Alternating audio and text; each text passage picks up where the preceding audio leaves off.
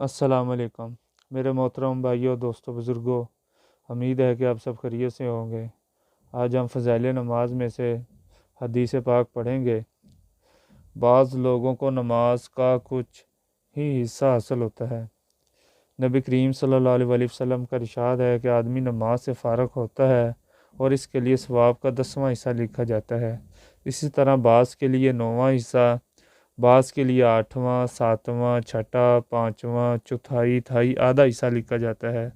فائدہ یعنی جس درجے کا خشوع اور اخلاص نماز میں ہوتا ہے، اتنی ہی مقدار اجر و ثواب کی ملتی ہے، حتیٰ کہ بعض کو پورے اجر کا 10واں حصہ ملتا ہے اگر اس کے موافق خشوع و خضوع ہو، اور بعض کو آدھا مل جاتا ہے۔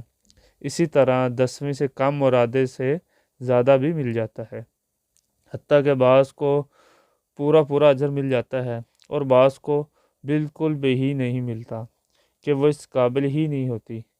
ایک حدیث میں آیا ہے کہ فرض نماز کے لیے اللہ کے ہاں ایک خاص وزن ہے، جتنی اس میں کمی رہ جاتی ہے اس کا حساب کیا جاتا ہے۔ حدیث میں آیا ہے کہ لوگوں میں سب سے پہلے خشوع اٹھایا جائے گا کہ پوری جماعت میں ایک شخص بھی خشوع سے پڑھنے والا نہ ملے گا۔